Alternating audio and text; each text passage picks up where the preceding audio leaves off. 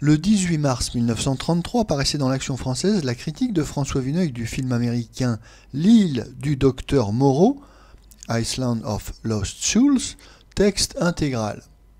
Le cinéma, on l'a déclaré dès son origine, doit trouver dans le fantastique une source illimitée d'inspiration, et nous en sommes pour notre part persuadés. En fait, l'on compte dans le genre, dès qu'il s'y mêle surtout une note tragique, 2 ou 3 succès pour une foule de tentatives risibles. C'est là qu'apparaît le mieux l'infériorité de l'image avec ses inexorables précisions sur l'écriture et toutes les nuances de crédibilité qu'elle permet. Les réalisateurs accusent encore ce défaut par leur timidité verbeuse, cette hâte qu'ils ont d'expliquer et de ramener le mystère aux exigences d'une médiocre logique.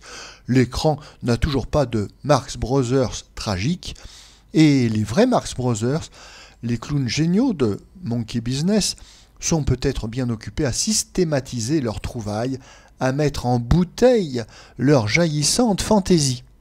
Le film fantastique est une affaire de poètes, sinon il ne reste plus que des praticiens accomplissant plus ou moins bien leur métier, alourdissant, édulcorant, quand ils ne le ridiculisent point, le thème fourni par une riche imagination. C'est le cas de L'île du docteur Moreau, d'après un roman de Wells, malgré des qualités étrangères à l'effet que l'on a voulu produire. Le début est bon. Une marine classique, embrun, épave, loup de mer et coup de poing. Quelques accessoires singuliers, des cages de fauve, un serviteur d'une bestiale laideur. On débarque assez brutalement avec la cargaison dans l'île du docteur Moreau. Ce docteur est replet, rassurant en somme, quoique un peu méliflu. Tout cela est parfait. Mais l'on croise des naturels à ce point extraordinaires qu'il faut nous exposer aussitôt le système du docteur Moreau. Ce biologiste, à force de greffes et d'opérations, est parvenu à faire des hommes avec des animaux. Aussi gouverne-t-il sur un peuple à tête de chien, à main de singe, à dents d'ours, mais qui parle et sait obéir. Nous passerons sur la tentative de flirt du beau voyageur prisonnier et de la femme panthère, interrompue parce que la belle enfant sent repousser ses griffes.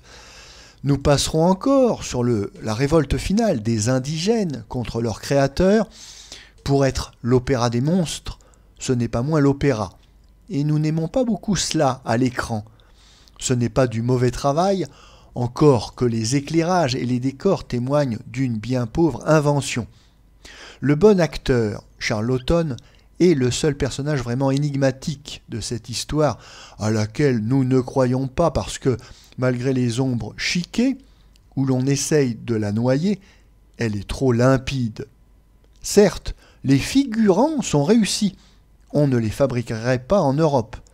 Mais la nouvelle île du docteur Moreau, n'est-ce pas Hollywood, qui engloutit une gentille brunette quelconque, Kathleen Burke, et nous rend, truqués, ripollinés, les regards écartelés, contrainte à un sautillement imbécile, cette contrefaçon déplorable du cirque et du music-hall, cette dernière création d'un érotisme de garçon coiffeur, la femme panthère.